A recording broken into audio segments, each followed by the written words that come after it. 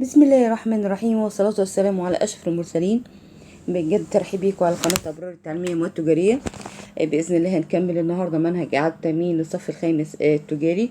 هكون معاكم النهاردة محاسبة هبة فتحي من قناة أبرار التعليمية، فتابعونا. الأجندة العامة اللي احنا هنتكلم فيها النهاردة الخصائص الرئيسية لإعادة التأمين. أول حاجة المرونة المطلوبة في صناعة التأمين والمشاركة في تحمل الأخطار.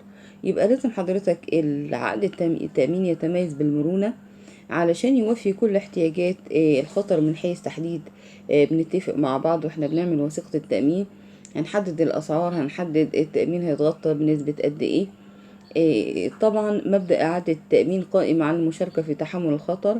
يعني أنا بتكلم عن أعداد كبيرة، مش هينفع إن أنا أأمن على شخص بمفرده، فاحنا بنجمع مجموعة من الأعداد اللي عندهم نفس المخاوف نفس الأخطار، وبنأمن عليهم بوثيقة، وبندي الوثيقة دي اسم، وبنحدد لها سعر كمان، وعلشان خاطر أول ما حد يجي يأمن يبقى احنا عارفين الشريحة المطلوبة ايه والأسعار الموجودة، ما ياخدش وقت طويل في عمل الوثيقة. طبعا أهم التعريف إعادة التأمين والشركة المسندة والمؤمن المباشر وهيئة إعادة التأمين وعملية الإسناد.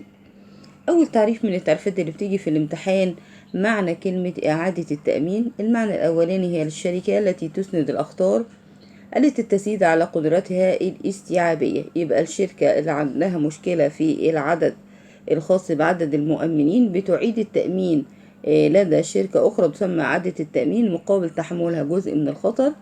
وطبعا شركة إعادة التأمين بتساهم معانا في التعويضات وكده، واحنا بنديها جزء من الاسم. نيجي التعريف التاني الشركة المسندة. طبعا الشركة المسندة اللي أنا لما أجي أقولك في التعريف الشركة المسندة هي الشركة الأصلية، هي شركة التأمين اللي بتقبل الخطر من طالب التأمين. فعلشان معنى نقرب لك المفهوم لذهنك، ممكن نقول مثلا في تعريف الشركة المسندة ممكن نقول شركة تأمين. التعريف رقم الثالث رقم 3 هيئة إعادة التأمين، هو الشركة التي تقبل تأمين الخطر من الشركة الأصلية والشركة المسندة. عملية الإسناد والمقدار التي تتنازل عنه الشركة المسندة لمعيد التأمين. طبعا لو جاتني صفقة تأمين وكده أنا مش مينفعش إن أنا أأمن كلها عند شركة تانية، لأ أنا بأمن جزء فقط من الخطر فوق الطاقة الاستيعابية بتاعتي. نيجي أطراف عقد إعادة التأمين. في بعض الأطراف المؤمن وشركة التأمين. أهم المبادئ القانونية، وده موضوع مهم جدا، أهم المبادئ القانونية التي تحكم عقد إعادة التأمين. أول حاجة مبدأ المصلحة التأمينية. يبقى الشرط الأساسي الشخص يبقى متضرر من حدوث الخطر عشان شركة التأمين توافق على التأمين. يبقى لازم المؤمن المباشر له مصلحة في الأخطار دي حتى يكتسب المصلحة التأمينية، يعني هو هيمس الضرر تأثير مباشر لو ما أمنش. الرقم 2 مبدأ منتهى حسن النية، والمقصود به ضرورة الإفصاح الكامل عن كافة الحقائق الجوهرية المتعلقة بالخطر موضوع التأمين، والتي يمكن أن تؤثر على قرار شركة التأمين سواء بالقبول أو الرفض، كذلك تحديد الشروط والأسعار.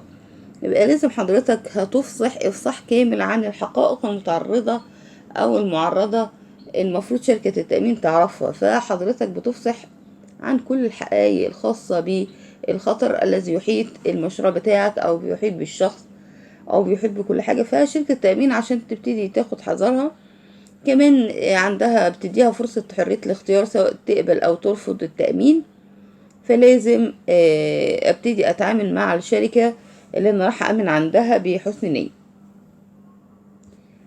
نيجي بعد كده في بعض المبادئ الهامة اللي احنا عقد التأمين او الشروط القانونية المبادئ القانونية. طبعا اي حد بيأمن فلازم كده يدفع التعويض، يكون لو حدث الخطر يبقى متأكد ان شركة التأمين هتدفع له التعويض المناسب حسب نسبة الخطر وحسب المتفق عليه في الوثيقة.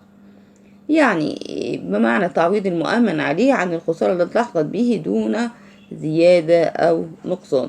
يبقى لو حضرتك مؤمن على عربية مثلا، ما تتوقعش ان شركة التأمين هتعوضك عن كل الخسائر الموجودة في العربية، لان حضرتك بتدفع قسط، وشركة التأمين بتتفق معاك هتعوض 20% أو هتقوم بتصليح الخطر أو بتصليح الضرر. في بعض النقاط الهامة اللي بتتعرض ليها في الكتاب مبدأ التعويض، هنشوف ايه هي. أول حاجة، في حالة قيام الشركة المسندة بتسديد مطالبة على سبيل الهبة، بمعنى التسديد دون الاعتراف بالمسؤولية.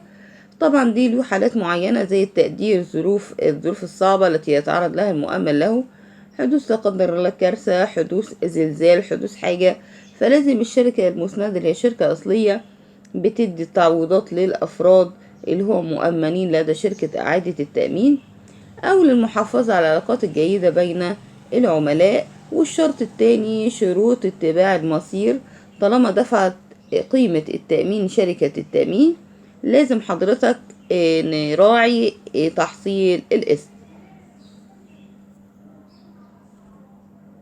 دي حكمة قالها والت ديزني